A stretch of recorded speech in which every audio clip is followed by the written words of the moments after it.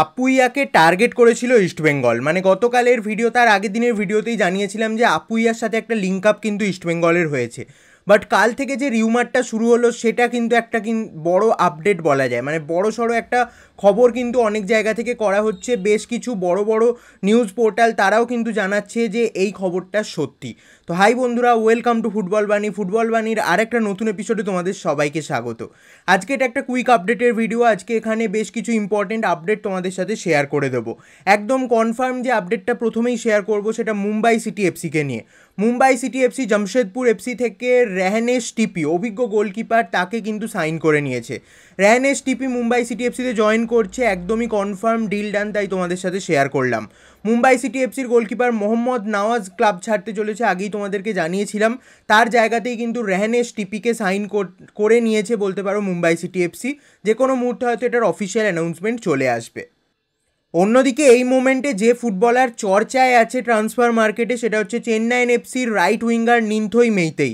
এই 22 বছর বয়সী রাইট উইঙ্গার নিনথই এই সিজনটা শুরু খুব ভালো করেছিল, তার গতি স্কিল খুব ভালো আমরা দেখেছিলাম সিজনের শুরুতে। বাট চেন্নাইন এফসি কিন্তু খুব একটা ভালোভাবে ইউজ করতে পারেনি নিনথইকে, সব ম্যাচে স্টার্ট করায়নি, এটা একটা খারাপ লাগার বিষয়।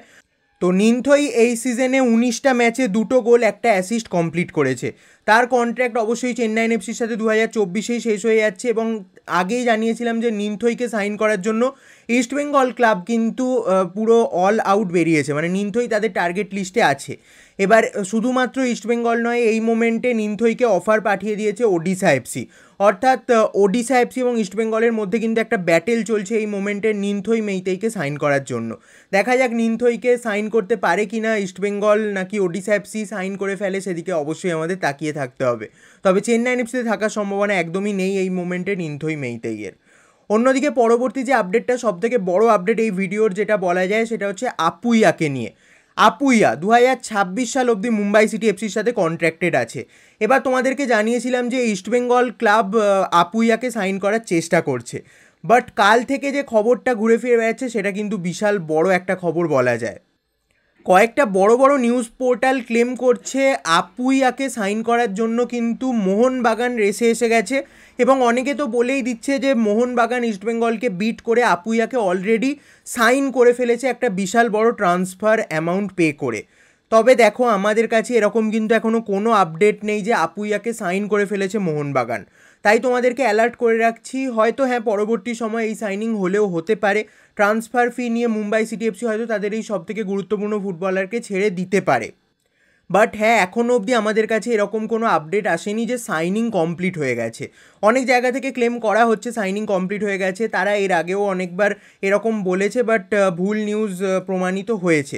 তাই তোমাদেরকে আমরা বলতে চাই যে ওয়েট করো, ওয়েট করার পর ফাইনাল আপডেট যদি আসে তখন তোমরা পরিষ্কার বুঝে যাবে।